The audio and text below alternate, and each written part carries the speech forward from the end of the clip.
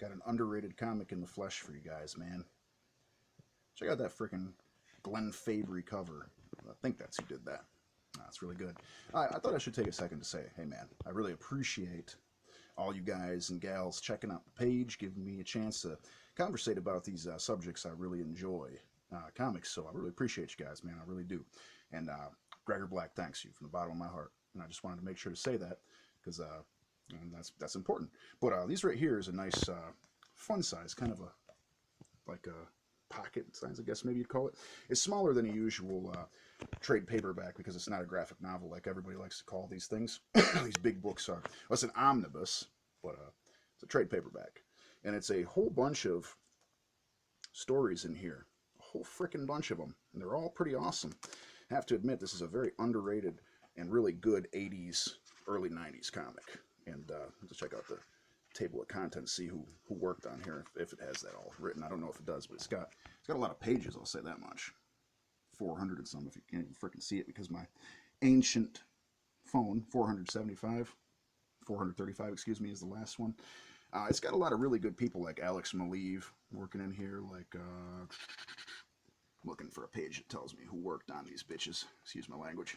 I don't know, just, it's pretty cool. It's not really the basis for the movies, not really. It's really more something else entirely. We got Top Knot was one of those characters. We got Shorty, who's one of them. All these other interesting ones. And they got the female lead, who was kind of who they based Sanaa Lathan, or Sanaa Lathan, her actress's role on in the movies.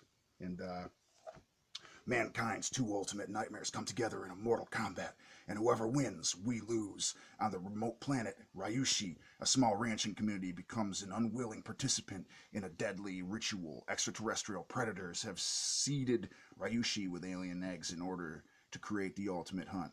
So there's a kind of a basic rundown of the start of it. And it's got one big huge story in here and a whole bunch of nice single issue ones. You know, Dark Horse does great work. Underrated. And yeah, check this thing out, man, if you haven't ever. I just wanted to give some props and some love to some very underrated, excellent, popular in Europe, I know, comics, but not necessarily as popular in the US, unfortunately. So it's very cool stuff, man.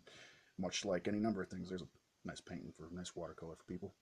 So have a great evening. Take care of yourself. Love to hear your commentary if you have any experiences with these comics, if you like them, if you don't, and if you collect them, so on and so forth. They're all pretty good.